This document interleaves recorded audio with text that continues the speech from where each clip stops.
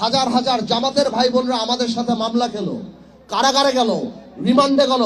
কই ভাই, আপনাকে তো জীবনেও একটা কথা বলতে শুনলাম না। আমাদের প্রতিদ্বন্দ্বী যে প্রার্থী, সে বাংলাদেশ জামাতে ইসলামের প্রার্থী, তাই না? আমি নিশ্চিত আপনাদের কাছে, আমার ভাষণ টেকের বিভিন্ন ভোটারদের কাছে, আমার ভাষণ টেকের সাধারণ মানুষের কাছে জামাতে ইসলামের প্রার্থী তার ভোট যেতে আসবে, ভোটের কথা বলবে। আমার তরফ থেকে আমার সেই প্রার্থী ভাইকে আপনাদের কিছু প্রশ্ন আছে, আপনারা করতে পারবেন? আপনারা ৭১ নিয়ে কথা বলার দরকার নাই, ৭১ সবাই জানে।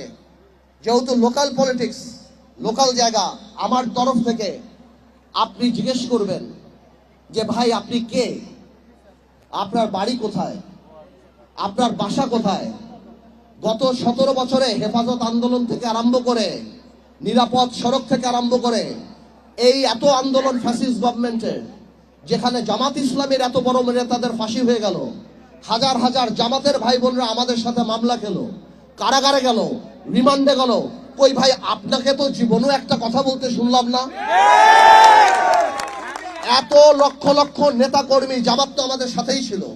আমি পার্থ যখন 2018-তে জামাতের সাথে এক হয়ে এই আসনে নির্বাচন করলাম, আমার জামাতের ভাইরা, আমার বিএনপির ভাইরা, আমার বিজেপির ভাইরা যখন রাস্তায় রাস্তায় বাড়িতে বাড়িতে ঘুরে, আপনি কোথায় ছিলেন ভাই, আপনাকে তো একদিন দেখলাম না। পার্থ ভাই আপনার কিছু লাগবে কিনা, আমি আপনার পাশে দাঁড়াই।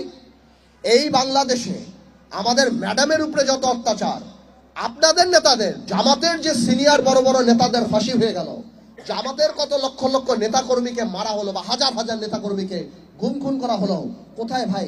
আপনাকে তো কোনোদিন দেখলাম না।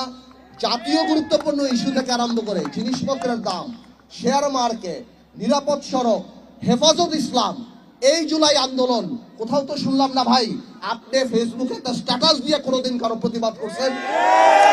আজকে আপনি মনে করেন রাত্রেবেলা শাড়ি মশারি আর তেলের ড্রাম দিয়ে আপনি মানুষের ভোট পাবেন? ভাই আপনি বোকার সঙ্গে বাস করেন।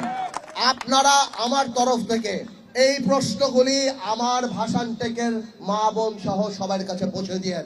যেই লোক 17 বছর নিজের দলের নির্যাতিত নেতা কর্মীর পাশে দাঁড়ায় নাই, তাদের পক্ষে কথা বলে নাই, আপনারা মনে করেন আগামী 5 বছর আপনাদের ব্যাপারে কথা বলবে? আরেকটা কথাও জিজ্ঞেস করতে চাই ভাই, আপনারা যদি ক্ষমতায় আসেন, আল্লাহ না করুক, যদি আসেন, তাহলে বলেন এই দেশে কি 16ই ডিসেম্বর হবে? এই দেশে কি পহেলা বৈশাখ হবে? এই দেশে কি 21শে ফেব্রুয়ারি হবে? এই দেশে কি কোনোভাবেও দুর্গাপূজা হবে? আপনারা একটু ক্লিয়ার করেন না। আপনারা কি সৌদি জামাত, পাকিস্তান জামাত, সিরিয়ান জামাত, না দুবাইয়ের জামাত? আমরা জানতে চাই, আমাদের মা বোনেরা যে বিকালবেলায় হাঁটে, আমাদের যে সামাজিক কিছু টলারেন্স আছে, সহ্য ক্ষমতা, পাশের বাড়িতে গান বাজতেছে, একটা হলুদের অনুষ্ঠান, একটা এই একটা সেই, সেসব সামাজিক জিনিসপত্র কি আমরা করতে পারবো? এইগুলি একটু ভোটারদের জিজ্ঞেস করেন, যে এই প্রশ্নগুলি বিবেচনা করার পর আপনি ঠিক করেন আপনি কাকে ভোট দিবেন। জান্নাতের টিকিট বেচার দিন শেষ। তরুণদের বাংলাদেশ, আবেগ নয় বিবেক দিয়েই আমরা নেতা নির্বাচিত করব। সবাই ভালো থাকেন, আল্লাহ হাফেজ।